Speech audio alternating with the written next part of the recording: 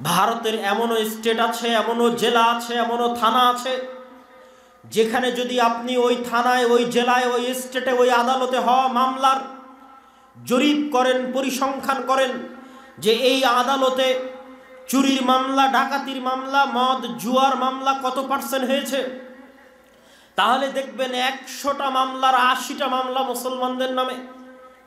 এটা মিথ্যা মামলা নয়। মিথ্যা মামলা তখনই যখন জঙ্গিবাদের নামে গ্রেফতার করবে, কিন্তু 100টার 80টাই দেখবেন চুরি, ডাকাতি, জুয়া, রাহাজানি, মদ ইত্যাদির মামলায় গ্রেফতার হয়ে আছে মুসলমানেরা, মামলা হয়ে আছে মুসলমানদের নামে। মানে একটা জাতির 80 ভাগ মানুষ, 60 ভাগ মানুষ যদি জুয়া, মদ ইত্যাদির সাথে জড়িত হয়ে যায়, তাহলে সেই জাতির ভবিষ্যৎ কি হবে? আপনি আরব বিশ্বের মুসলমানদের অবস্থা দেখেন, মধ্যপ্রাচ্যের মুসলমানদের অবস্থা দেখেন। আল্লাহ সুবহানাহু ওয়া তাআলা তাদেরকে অঢেল সম্পদ দিয়েছে, অঢেল টাকা পয়সা দিয়েছে। পাশেই ফিলিস্তিনে প্রতিদিন লক্ষ লক্ষ, হাজার হাজার মুসলিম মা এবং বোনকে হত্যা করা হচ্ছে। সেখানে পাশেই মধ্যপ্রাচ্যের দেশগুলো ফুটবল বিশ্বকাপ আয়োজনের প্রস্তুতি নিচ্ছে, গান বাজনা আয়োজনের প্রস্তুতি নিচ্ছে, বিনোদনের প্রস্তুতি নিচ্ছে, পর্যটনের প্রস্তুতি নিচ্ছে। তাদের লক্ষ থেকে কোটি টাকা তারা বিনোদন এবং পর্যটনের জন্য ব্যয় করে দিচ্ছে। এই হচ্ছে সারা বিশ্বের মুসলমানদের অবস্থা। আপনি আপনার মসজিদের, এলাকার মসজিদে চলে আসেন। আপনার এলাকার মসজিদে, ওই যে শুরু করেছিলাম এলাকার মসজিদ দিয়ে, টাইলস আছে, এসি আছে, সবই আছে, কিন্তু মসজিদে দিন শিক্ষার ব্যবস্থা নাই। আপনাদের উদ্দেশ্যে একটা প্রশ্ন করতে চাই, মসজিদের এলাকার আশেপাশের পুরো গ্রাম যদি মদখোর, জুয়াখোরে পরিপূর্ণ হয়ে যায়, তাহলে স্বর্ণের মসজিদ দিয়ে আপনি কি করবেন বলেন? স্বর্ণের মসজিদ দিয়ে আপনার কি কাজ? আর যদি মসজিদই না থাকে, ওই মসজিদের টাইলস, এসি, লাইট, ফ্যান বাজারে বিক্রি করে দিয়ে অত্র অঞ্চলের মুসলমানের সন্তানের যদি শিক্ষার ব্যবস্থা করেন, দিন শিক্ষার ব্যবস্থা করেন, মসজিদ লাগবে না, মানুষ খোলা মাঠে সালাত আদায় করবে। জুইলাত লিয়াল আরযু মাসজিদা, আমার জন্য পুরো পৃথিবীকে মসজিদ বানিয়ে দেওয়া হয়েছে। সম্মানিত উপস্থিতি, এই জন্য মসজিদ ভিত্তিক দিন শিক্ষার গুরুত্ব। আমি আপনাকে আরও এক ধাপ এগিয়ে বলি, ইউরোপিয়ান এবং আমেরিকানরা কিভাবে চিন্তা করে, তাদের চিন্তাটা আপনার সাথে শেয়ার করি। যে আপনি যদি আজকে আপনার মসজিদের কমিটির সদস্য করে দেন 5 জন ইউরোপিয়ানকে, 5 জন আমেরিকানকে, তাহলে তারা কি করবে? তারা আপনার মসজিদের প্রথম মিটিংয়ে যদি দেখে যে আপনার মসজিদের ফান্ডে টাকা আছে 10 টাকা, তাহলে 10 টাকার 5 টাকা আগে শিক্ষায় ব্যয় করবে। 10 টাকার 5 টাকা আগে কোথায় ব্যয় করবে?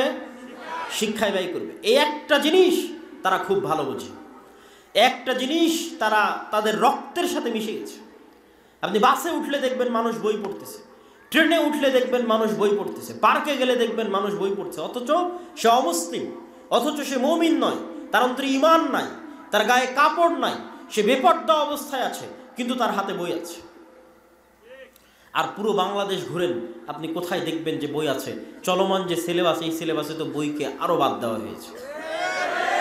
সম্পূর্ণ 10, 15, 20 বছর পর যেন আর বাংলাদেশে এই চলমান যে সিলেবাস ছিল, এই সিলেবাসে যে কয়েকটা ডাক্তার অন্তত তৈরি হতো, যে কয়েকটা ইঞ্জিনিয়ার অন্তত তৈরি হতো, যে কয়েকটা বিজ্ঞানী অন্তত তৈরি হতো, যে কয়েকটা ভালো শিক্ষক, প্রফেসর, ডক্টরেট ডিগ্রিধারী গবেষক অন্তত তৈরি হতো, আজ থেকে 10, 15, 20 বছর পর যেন আর ডাক্তারও তৈরি না হয়, আর ইঞ্জিনিয়ারও তৈরি না হয়, আর এরকম গবেষক, শিক্ষক, প্রফেসরও তৈরি না হয়, তার ব্যবস্থা হয়ে গেছে। তখন আর বিদেশে যাওয়া লাগবে না চিকিৎসা করতে। দেখবেন বাংলাদেশের সব মেডিকেলে চাকরি করছে বিদেশিরা। দেশের ডাক্তারই নাই তো কি করবে? তখন ওই যেমন পদ্মা সেতুতে আমাদের ইঞ্জিনিয়ার নাই, সব লেবার আমরা, তো দেখবেন সব মেডিকেল ক্লিনিকের আমাদের ডাক্তার নাই। আমরা তখন আপনাদের এই রোহনপুরের মানুষ তখন ওই মেডিকেল ক্লিনিকের পরিচ্ছন্ন কর্মী, আর ডাক্তারগুলো সব বিদেশ থেকে আসছে। সব বিশ্ববিদ্যালয়ের টিচারগুলো দেখবেন বিদেশ থেকে আসছে, যে দেশের টাকা সব বিদেশে পাচার। তো 10, 15, 20 বছর পরে এই যে চলমান যে সিলেবাস, এই সিলেবাস চলতে থাকলে আর ওইভাবে আমাদের যতটুকু অন্তত শিক্ষার জায়গা ছিল, উন্নয়নের জায়গা ছিল, সেটিও আমরা হারিয়ে ফেলব।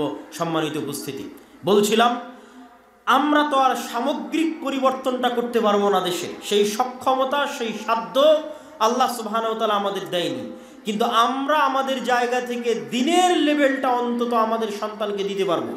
এই জন্য আপনাদের সংকল্প হতে হবে, দৃঢ় সংকল্প হতে হবে, একজন মুসলমানের সন্তানও যেন এই বছর থেকে, আগামী বছর থেকে, জানুয়ারি থেকে স্কুলের বারান্দায় ততক্ষণ পর্যন্ত পা দিবে না যতক্ষণ না তার মসজিদে মক্তবের সিলেবাস কমপ্লিট না করেছে। এই সংকল্প, এই দৃঢ় চেতনা আপনাকে এখান থেকে নিয়ে বিদায় নিতে হবে। দেশকে স্বাধীন রাখার জন্য আপনাদের বাপদাদারা ব্রিটিশ আমলে এই চিন্তা তাদের মাথায় এসেছিল, তারা মসজিদকে কাজে লাগিয়ে আমাদের দিনকে, আমাদের ধর্মকে সুরক্ষিত করেছে। আজ স্কুলের সিলেবাস যেই জায়গায় গেছে, আপনার সন্তানের দিন এবং পরবর্তী ভবিষ্যৎ প্রজন্মকে বাঁচাতে, দেশকে বাঁচাতে, দেশের ভবিষ্যৎ জাতিকে বাঁচাতে মসজিদ ভিত্তিক দিন শিক্ষার বিকল্প নাই। আর মসজিদ ভিত্তিক দিন শিক্ষার লক্ষ্যে যদি শুধু আপনি মসজিদে কোরআন শিক্ষা দেন তাহলে হবে না। মসজিদে কোরআন শিক্ষার পাশাপাশি মৌলিক দিন শিক্ষার ব্যবস্থা রাখতে হবে। আমি আমার বক্তব্য আপনাদেরকে আরও কিছুক্ষণ বক্তব্য দীর্ঘায়িত হবে, আপনারা এলোমেলো বা উঠে যাওয়ার চেষ্টা করবেন না। তবে বক্তব্যের এই পর্যায়ে আমি একটু আহ্বান জানাবো, যারা স্বেচ্ছাসেবক আছে তারা যদি অত্র প্রতিষ্ঠানের সহযোগিতার জন্য, অত্র প্রতিষ্ঠানের দানের জন্য, আপনারা যারা এখন উপস্থিত জনগণ আছেন তাদেরকে আমি উদাত্ত আহ্বান জানাবো বক্তব্যের মধ্যে একটু বিরতি দিয়ে আমার বক্তব্য কন্টিনিউ করতে থাকবো ইনশাল্লাহ। অত্র প্রতিষ্ঠানকে সহযোগিতা করার লক্ষ্যে অত্র বিশাল ইসলামী সম্মেলন সকল বক্তাকে ঢাকা থেকে আনতে হয়েছে। আমরা তো প্রোগ্রাম আয়োজন করি, আমরা বুঝি আসলে একটা প্রোগ্রাম আয়োজন করতে কেমন খরচ, আর কেমনই বা কষ্ট, আর কেমনই বা টেনশন। তো আজকে এখানে যতগুলো বক্তা এখানে যাদেরকে নাম দেওয়া আছে প্রায় সবাইকে ঢাকা থেকে আনতে হয়েছে, মানে সবাইকে বিমানের টিকিট দিতে হয়েছে। সবাইকে বিমানের টিকিট দিতে হয়েছে মানে অনেক অর্থের ব্যাপার। তারপরে খাওয়া দাওয়া, যাতায়াত, প্যান্ডেল সব মিলিয়ে যেখানে অত্র অনুষ্ঠান থেকে কিছু উঠিয়ে প্রতিষ্ঠান চালানো হবে, আমার মনে হয় না সেটা সম্ভব হবে। তো তারপরেও যদি আপনাদের পক্ষে সম্ভব হয় অত্র প্রতিষ্ঠানকে সহযোগিতা করার লক্ষ্যে আপনারা আপনাদের সহযোগিতার হাত বাড়িয়ে দিবেন। আমি স্বেচ্ছাসেবকদের ভিতরে যাওয়ার অনুরোধ জানাচ্ছি, জানিয়ে আমি আমার বক্তব্য সামনে আগাচ্ছি। আমার বক্তব্যের এই পর্যায়ের অংশ হচ্ছে মসজিদ ভিত্তিক দিন শিক্ষা মানে শুধু কোরআন নয়। শুধু কোরআন শিখিয়ে আপনি আপনার বাচ্চাকে পরিপূর্ণ দিন শিখাতে পারবেন না।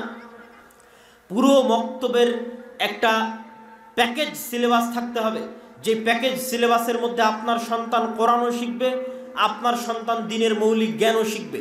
এবং আলহামদুলিল্লাহ আমরা জামিয়া সালাফিয়ার পক্ষ থেকে, দাওয়া ইলাল্লাহর পক্ষ থেকে মক্তবের জন্য প্রাথমিক সিলেবাস আমরা আপনাদের সামনে নিয়ে এসেছি, যার উপর আমাদের শিক্ষক ট্রেনিংও শুরু হচ্ছে আগামী 16ই ডিসেম্বর থেকে।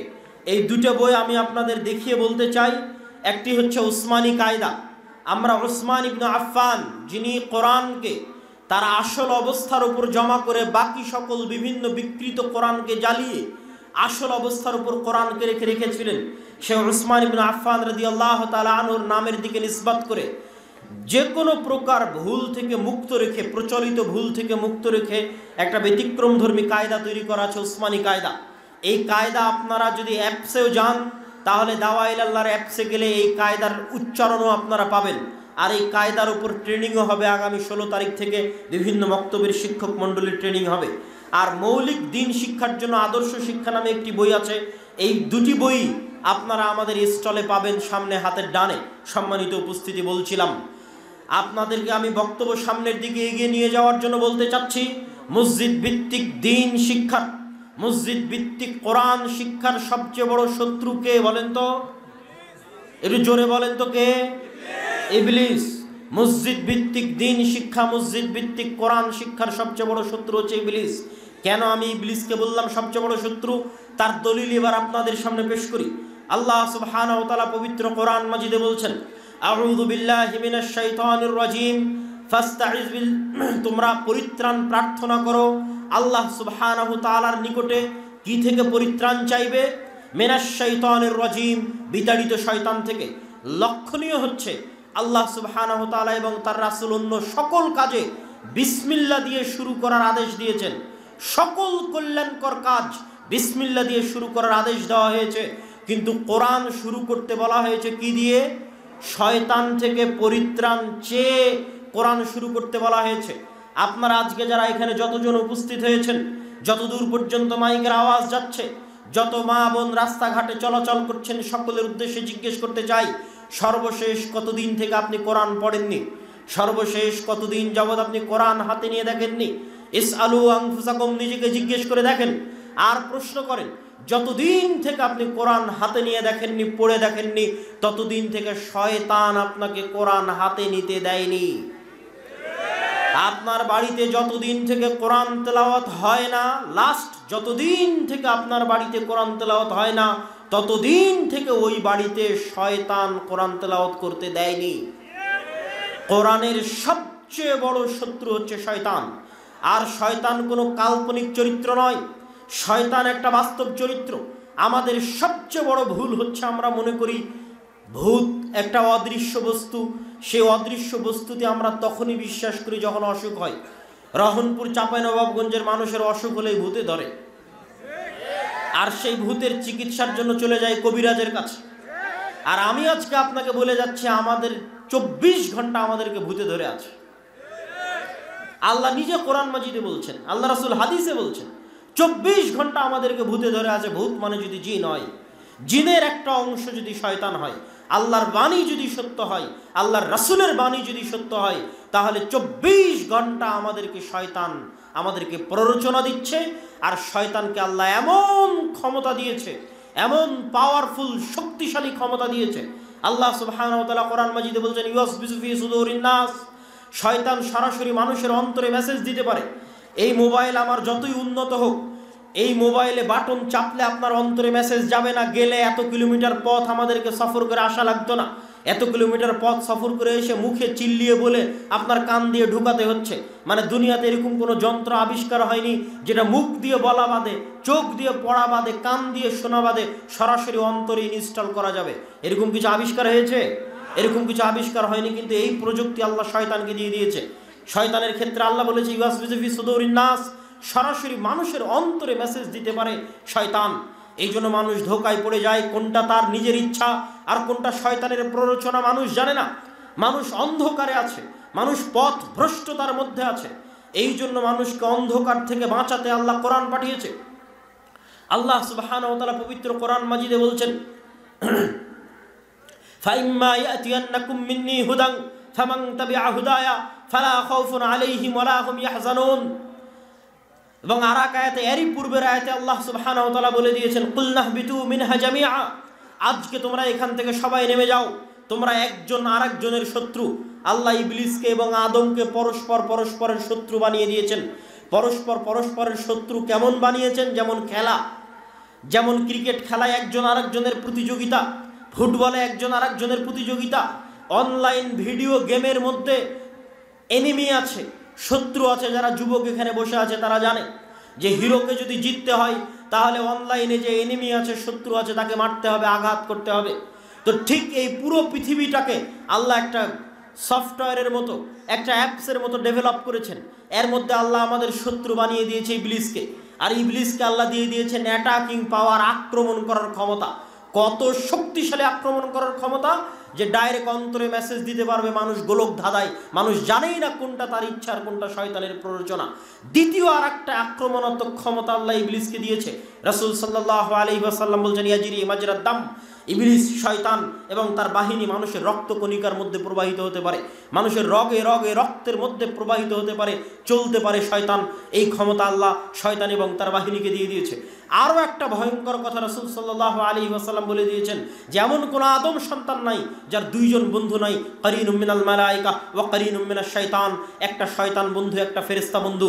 তাহলে 24 ঘন্টা আমাদেরকে শয়তান ঘিরে আছে। এই 24 ঘন্টা শয়তান আমাদেরকে প্ররোচনা দিচ্ছে জাহান্নামে নিয়ে যাওয়ার জন্য। এবং শয়তানের এই ওয়াদার কথা আল্লাহ কোরআন মাজিদে তুলে ধরেছেন, ওয়ালা উদিল্লান্নাহুম ওয়ালা উমান্নিয়ান্নাহুম ওয়ালা আমুরান্নাহুম, আমি অবশ্যই আদম সন্তানকে পথভ্রষ্ট করবই করব। ফাবিমা আগওয়াইতানি লাআকুদান্নাহুম সিরাতাকাল মুস্তাকিম, আমি অবশ্যই আদম সন্তানের জন্য সিরাতে মুস্তাকিমে চলার পথে বাধা হয়ে দাঁড়াবো। আমি আদম সন্তানের সামনে থেকে বাধা দিব, পিছন থেকে বাধা দিব, ডান থেকে বাধা দিব, বাম থেকে বাধা দিব, আদম সন্তানকে সিরাতে মুস্তাকিমে চলতে দিব না। এই মর্মে আল্লাহ শয়তানের ওয়াদা কোরআন মাজিদে নকল করেছেন। সুতরাং শয়তান আছে আক্রমণাত্মক ভূমিকায়, আর আমরা মানুষ আছি ডিফেন্সে। আমাদের বাঁচার উপায় কি? ওই আয়াতি আল্লাহ কোরআন মাজিদে সূরা বাকারায় বলে দিয়েছেন ফাইম্মা ইয়াতিয়ান্নাকুম মিন্নী হুদান, মানুষ আদমের সন্তান, তোমাদের চিন্তা নাই, আমার পক্ষ থেকে নবী যাবে, আমার পক্ষ থেকে রাসূল যাবে, আমার পক্ষ থেকে কিতাব যাবে, আমার পক্ষ থেকে পাঠানো কিতাব, নবী এবং রাসূলের যারা অনুসরণ করবে তাদের কোনো ভয়ও নাই, তাদের কোনো দুশ্চিন্তাও নাই। তবে নবী আসার পরেও, রাসূল আসার পরেও কিতাব আসার পরেও মানুষ পথভ্রষ্ট হয়ে যাবে। কেন? ওই যে শয়তানের আক্রমণ এত শক্তিশালী, 24 ঘন্টা আমার এবং আপনার বিরুদ্ধে লেগে আছে। ডাইরেক্ট আমার অন্তরে মেসেজ দিতে পারে, আমি তো বুঝতেই পারি না কোনটা আমার আর কোনটা তার প্ররোচনা। আমার তো ফজরের সময় ঘুমিয়ে থাকার সময় মনে হয় আমার আরামের জন্য ঘুমিয়ে আছি, কিন্তু আসলে শয়তান যে আমাকে বলছে আরেকটু ঘুমাও, ইন্নাল লাইলা লাতাবিল, নাম নাম, ঘুমাও ঘুমাও, রাত অনেক লম্বা, এটা তো আমি বুঝতে পারি না, আমি তো ধোঁকা খেয়ে যাই। আমার তো মন বলে যে আমার শান্তির জন্য ঘুমিয়ে আছে, আমার আরামের জন্য। গান শোনার সময় আমার মনে হয় আমার আরাম আয়েশ এবং আনন্দ বিনোদনের জন্য, আমি আমার চিত্ত বিনোদনের জন্য আমি গান শুনছি, আমি অশ্লীল দৃশ্য দেখছি, কিন্তু আসলে শয়তান যে আমাকে প্ররোচনা দিচ্ছে এটা তো আমাদের ব্রেনে কাজ করে না, আমাদের মনে কাজ করে না। এই জন্য আমরা ধোঁকা খেয়ে যাই, শয়তানের ষড়যন্ত্রে পা দিয়ে ফেলি। নবী আসার পরেও, রাসূল আসার পরেও, কিতাব আসার পরেও, তাহলে আদম সন্তান বাঁচবে কিভাবে? আদম সন্তানকে বাঁচানোর জন্য, জান্নাতে নিয়ে যাওয়ার জন্য আল্লাহর আর একটা চ্যালেঞ্জ আছে শয়তানের বিরুদ্ধে। এই বলে আমি আমার কোরআনের সাথে, দিন শিক্ষার সাথে শয়তানের শত্রুতার এই পর্বের আলোচনা শেষের দিকে নিয়ে যাব। সেই আল্লাহ সুবহানাহু ওয়া তাআলার সেই চ্যালেঞ্জ কি? আল্লাহ সুবহানাহু ওয়া তাআলা চ্যালেঞ্জ করেছেন শয়তানের বিরুদ্ধে যে শয়তান দিনরাত 24 ঘন্টা মানুষকে পথভ্রষ্ট করবে, মানুষের জন্ম থেকে মৃত্যু পর্যন্ত মানুষকে যত গুনাহ করাবে, মানুষকে দিয়ে যত অন্যায় কাজ করাবে। মানুষ যদি একবার জানে যে তার প্রতিপালক আছে এবং সেই প্রতিপালকের কাছে ক্ষমা চাইলে ক্ষমা পাওয়া যায়, এবং এই মর্মে যদি মানুষ আল্লাহর কাছে ক্ষমা চায়, তাহলে ইবলিস এবং তার সেনাবাহিনীর সারা জীবনের সকল চেষ্টা, রাত দিন মাটি করা সকল চেষ্টা, আল্লাহ একবারে ধুলাই মিশিয়ে আদমের সন্তানের সকল গুনাহ ক্ষমা করে দিবেন। এটা হচ্ছে আল্লাহর চ্যালেঞ্জ ইবলিস এবং তার বাহিনীর বিরুদ্ধে। তাহলে মানুষ জান্নাতে যাবে তার আমলের জোরে নয়, আল্লাহর ক্ষমা এবং আল্লাহর দয়ার জোরে। বলছিলাম কোরআনের সবচেয়ে বড় শত্রু ইবলিস এবং শয়তান কি জন্য? এই যে মানুষ যে অন্ধকারের মধ্যে আছে, মানুষকে যে শয়তান উল্লু বানিয়ে রেখেছে, পাগল বানিয়ে রেখেছে, সারা পৃথিবীর সকল মানুষকে শয়তান পাগল বানিয়ে রেখেছে। আল্লাহ সেই পাগল বানানোর কথা কোরআন মাজিদে বলেছেন, আলহাকুমুত তাকাসুর হাত্তা যুরতুমুল মাকাবির। শয়তান তোমাদের পাগল বানিয়ে রেখেছে, শয়তান তোমাদের ভুলিয়ে রেখেছে। যেমন ছোট্ট বাচ্চাকে খেলনা দিয়ে ভুলিয়ে রাখা হয় মায়ের দুধের কথা, ঠিক তেমনি আলহাকুমুত তাকাসুর, শয়তান তোমাদের ভুলিয়ে রেখেছে কি দিয়ে? তাকাসুর দিয়ে। তাকাসুর কি? দুনিয়ার চাকচিক্য, দুনিয়ার মোহমায়া, দুনিয়ার চাকচিক্য মোহমায়া দিয়ে শয়তান তোমাদের ভুলিয়ে রেখেছে। কি ভুলিয়ে রেখেছে? পৃথিবীর সবচেয়ে চিরন্তন সত্য বাস্তবতার কথা ভুলিয়ে রেখেছে, আর সেটা হচ্ছে হে আদম সন্তান তুমি একদিন মারা যাবে। এই কথা শয়তান ভুলিয়ে রেখেছে। যেই যুবকের হাতে মোবাইল আছে, ঘুমাতে ঘুমাতে মোবাইল চালায়, ঘুম থেকে উঠতে উঠতে মোবাইল চালায়, ওর কি কোনোদিন সময় আছে এ কথা স্মরণ করার যে সে মারা যাবে? একটু কথা বলেন। যে যুবক ঘুমাতে ঘুমাতে মোবাইল চালায়, ঘুম থেকে উঠে আবার মোবাইলে হাত দেয়, এর কি এ কথা স্মরণ করার সময় আছে যে সে একদিন মারা যাবে? এমনভাবে দুনিয়ার জুয়া, দুনিয়ার নেশা আমাদেরকে ঘিরে ধরেছে, দুনিয়ার উন্নত প্রযুক্তি আমাদের হাতে পায়ে এমনভাবে বেড়ি বেঁধে দিয়েছে, দাসত্বের বেড়ি, পায়ে দাসত্বের বেড়ি, হাতে দাসত্বের বেড়ি, চোখে মুখে দাসত্বের বেড়ি, যা আমাদের সারা জীবনে একবারও মনে করার সময় নাই যে আমরা মারা যেতে পারি বা মারা যাব। অথচ এটাই সবচেয়ে বড় সত্য। এটার কথাই আল্লাহ কোরআনে বলছে, আলহাকুমুত তাকাসুর, শয়তান তোমাদের দুনিয়ার চাকচিক্য দিয়ে তোমাদের ভুলিয়ে রাখবে, ছোট্ট বাচ্চার মতো পাগল বানিয়ে রাখবে, উল্লু বানিয়ে রাখবে। কতক্ষণ পর্যন্ত বানিয়ে রাখবে? হাত্তা যুরতুমুল মাকাবির, যেই দিন তোমরা নিজেরাই মরে যাবে। যেদিন নিজে মরে গেছে সেই দিন দেখছে আমি তো মরে গেছি, কিন্তু নিজে মরার আগ পর্যন্ত শয়তানের এই ধোঁকা থেকে বের হতে পারে না। তার এই যে সারা পৃথিবীর মানুষকে শয়তান পাগল বানিয়ে রেখেছে, মানুষ জানে না কোনটা সত্য কোনটা মিথ্যা, মানুষ জানে না কোনটা করবে কোনটা করবে না। মানুষকে শয়তান 24 ঘন্টা প্ররোচনা দিচ্ছে, এসি কেনার জন্য লোন কর, ফ্রিজ কেনার জন্য লোন কর, মোটরসাইকেল কেনার জন্য সুদে টাকা নে, বাড়ি করার জন্য সুদে টাকা নে। 24 ঘন্টা মানুষকে আরাম আয়েশের জন্য, সুদে টাকা নেওয়ার জন্য শয়তান মানুষকে প্ররোচনা দিচ্ছে। তো এগুলো যে শয়তানের প্ররোচনা মানুষ জানবে কোথায়? মানুষকে গোপন রহস্য ফাঁস করে দিয়েছে একমাত্র কোরআন। না পৃথিবীর কোনো স্কুল, না কোনো কলেজ, না কোনো ইউনিভার্সিটি, না কোনো গবেষণাপত্র, না কোনো থিসিস, না কোনো পিএইচডি, একমাত্র কোরআন পৃথিবীর এই অন্ধকার রহস্যের জাল ভেদ করে দিয়েছে। ভেদ করে দিয়ে কোরআন কি বলছে? ইন্নামাল খামরু ওয়াল মাইসির ওয়াল আনসাব ওয়াল আজলাম রিজসুম মিন আমালিশ শাইতান। খালি একটা ছোট্ট উদাহরণ দিয়ে গেলাম। আল্লাহ কোরআনে স্পষ্ট লিখে দিয়েছেন, ইন্নামাল খামর, নিশ্চয় মদ, ওয়াল মাইসির, নিশ্চয় জুয়া, ওয়াল আনসাব ওয়াল আজলাম, নিশ্চয় লটারি, নিশ্চয় মূর্তি পূজা, রিজসুম মিন আমালি শয়তান, শয়তানের কাজ লেখা আছে, সংবিধানে লেখা আছে, ইনস্ট্রাকশনে লেখা আছে। গেম খেলার আগে কেমনে গেমটা খেলবেন তার পথ পদ্ধতির মধ্যে লিখে দেওয়া আছে। কোন রাস্তায় গেলে এনিমি থাকবে, কোন ঘরে গেলে অস্ত্র পাবেন, তার পূর্ণ বিস্তারিত ডিটেলসের মধ্যে আল্লাহ লিখে দিয়ে গেছে। দেখো এই এই কাজগুলো শয়তানের কাজ, এগুলো শয়তান তোমাকে দিয়ে করাতে চাইবে। মানে আমি যদি বিড়িখোর সিগারেটখোর হই, তাহলে আমাকে বিড়ি খাওয়া সিগারেট খাওয়ার প্ররোচনা কে দেয়? শয়তান দেয়। আমি যদি মদ পান করি, তাহলে আমাকে মদ পান করার প্ররোচনা কে দেয়? আমি যদি জুয়া খেলি, লটারি খেলি, তাহলে আমাকে জুয়া এবং লটারির প্ররোচনা কে দেয়? শয়তান দেয়। এবং পৃথিবীতে মানুষ মাত্র দুই ভাগে বিভক্ত, ইবাদুর রহমান ও ইবাদুর শয়তান, রহমানের গোলাম আর শয়তানের গোলাম। আর পুরো কোরআন, পুরো হাদিস, পুরো ইসলামী শরীয়তের সারমর্ম বলে দিই আপনাকে আজকে। পুরো কোরআন, পুরো হাদিস, পুরো ইসলামী শরীয়তের সারমর্ম হচ্ছে আল্লাহ যত নবী রাসূল পাঠিয়েছেন সব শয়তানের বিরুদ্ধে পাঠিয়েছেন, যত কিতাব পাঠিয়েছেন সব শয়তানের বিরুদ্ধে পাঠিয়েছেন। হাদিস শয়তানের বিরুদ্ধে, কোরআন শয়তানের বিরুদ্ধে, আমার নবী মুহাম্মদ সাল্লাল্লাহু আলাইহি ওয়াসাল্লাম প্রেরিত হয়েছে শয়তানের বিরুদ্ধে। আমরা যা ইবাদত করি তা শয়তানের বিরুদ্ধে, আমরা যা দোয়া পড়ি তা শয়তানের বিরুদ্ধে, আমরা যা জিকির আজকার করি তা শয়তানের বিরুদ্ধে। খালি দুই একটা উদাহরণ দিয়ে আমি আমার বক্তব্যের শেষের দিকে চলে যাব।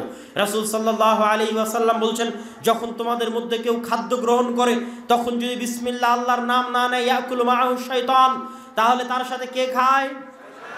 শয়তান খায়। যখন তোমাদের কেউ বাড়িতে প্রবেশ করে এবং আসসালামু আলাইকুম আল্লাহর নাম না নিয়ে সালামু আলাইকুম না বলে, সালাম আল্লাহর নাম না বলে, তখন শয়তান চিৎকার করে বলে, হাযা মাবিতুকুম, এই বাড়ি তোমাদের থাকার জায়গা, ওয়া আশাউকুম, তোমাদের আড্ডা দেওয়ার জায়গা। মানে আসসালামু আলাইকুম বলে বাড়িতে প্রবেশ না করলে বাড়িতে থাকবে কে? শয়তান। আল্লাহর নবী বলছে, বাথরুমে প্রবেশ করার সময় যদি তোমরা বলো আল্লাহুম্মা ইন্নী আউযু বিকা মিনাল খুবুসি ওয়াল খাবাইস, তাহলে শয়তানের চোখ অন্ধ হয়ে যাবে, ও দেখতে পাবে না। এরকম অসংখ্য দোয়া, অগণিত দোয়া, বাড়ি থেকে বের হতে শয়তান থেকে বাঁচতে চাওয়া, ঘুমাতে গেলে শয়তান থেকে বাঁচতে চাওয়া, খাবার খেতে গেলে শয়তান থেকে বাঁচতে চাওয়া, বাড়িতে প্রবেশ করতে গেলে শয়তান থেকে বাঁচতে চাওয়া, টয়লেটে ঢুকতে গেলে শয়তান থেকে বাঁচতে চাওয়া। প্রত্যেক ধাপে ধাপে আল্লাহর নবী যত দোয়া শিখিয়ে দিয়েছে, আইনে রাসূল 2 অধ্যায় বই যদি তুবা পুস্তকালয়ের স্টলে পান, নিয়ে যাবেন। যত দোয়া আল্লাহর নবী শিখিয়ে দিয়েছে, প্রত্যেকটা দোয়া দেখবেন তিনি শয়তানের বিরুদ্ধে লাগিয়ে দিয়েছে। প্রত্যেকটা দোয়া শয়তানের বিরুদ্ধে। আপনি পুরো কোরআন পড়েন, পৃষ্ঠার পর পৃষ্ঠা উল্টাতে থাকবেন, আর দেখবেন আল্লাহ ধাপে ধাপে পদে পদে শয়তানের কথা বলছে, আর বলছে ইন্নাশ শাইতানা লাকুম আদুউম মুবিন, নিশ্চয় শয়তান তোমাদের প্রকাশ্য শত্রু। এবার আমাকে বলেন, শয়তান কাল্পনিক চরিত্র না বাস্তব? খালি কি অসুখ হলে ভূতে ধরে? না 24 ঘন্টা ভূত লেগে আছে? 24 ঘন্টা মানুষের পিছনে শয়তান লেগে আছে এবং আমাদেরকে পথভ্রষ্ট করে জাহান্নামে নিয়ে যাওয়ার চেষ্টা করছে। এটা হচ্ছে এই পৃথিবীর গেম। এই পৃথিবীর এই গেমে যদি আমরা জিততে চাই, তাহলে শয়তানের বিরুদ্ধে এই লড়াইয়ে আমাদের জিততে হবে। আর শয়তানের বিরুদ্ধে এই লড়াইয়ে জিততে হলে কোরআন ছাড়া, কোরআন বুঝা ছাড়া, কোরআন পড়া ছাড়া, কোরআন শিখা ছাড়া এবং মসজিদ ভিত্তিক দ্বীন শিক্ষা বাস্তবায়ন করা ছাড়া আর দ্বিতীয় কোনো রাস্তা নাই। অতএব যারা আজকে এখানে উপস্থিত হয়েছেন, যেখান থেকে উপস্থিত হয়েছেন, চলে যাওয়ার সময় একটা জিনিস মাথায় নিয়ে যাবেন, কেমনে জামিয়া সালাফিয়ার সাথে যোগাযোগ করে, কেমনে দাওয়া ইলাল্লাহর সাথে যোগাযোগ করে মসজিদ ভিত্তিক দ্বীন শিক্ষার সিলেবাস নিয়ে, শিক্ষক ট্রেনিং আমাদের কাছ থেকে নিয়ে আপনাদের মসজিদগুলোতে মক্তব চালু করে সেই আলোকে আপনার সন্তানকে কেমনে ভবিষ্যৎ দ্বীন শেখানোর জন্য সামনের দিকে এগিয়ে নিয়ে যাবেন। আপনাদের সামনে এই দাবি, এই দাওয়া রেখে আমি আমার আজকের সংক্ষিপ্ত বক্তব্য এখানেই শেষ করছি। আল্লাহ সুবহানাহু ওয়া তাআলা এই তোফাজ্জল হক মহিলা সালাফিয়া মাদ্রাসাকে কবুল করুক, অত্র প্রোগ্রামের যারা আয়োজক আছে তাদেরকে কবুল করুক, এবং আল্লাহ আপনারা সভাপতির বক্তব্য বা সমাপনী বক্তব্য আছে, বিশৃঙ্খলা না করে উঠে যাবেন না। আল্লাহ সুবহানাহু ওয়া তাআলা জামিয়া সালাফিয়াকে কবুল করুক, আরও যত সকল দ্বীনী শিক্ষা প্রতিষ্ঠান আছে সেগুলোকে কবুল করুক। আগামী 2 ও 7 ও 8 মার্চ সালাফি কনফারেন্স রূপগঞ্জ নারায়ণগঞ্জ, 7 ও 8 মার্চ, আর ফেব্রুয়ারির 3 তারিখ দিনাজপুর সালাফি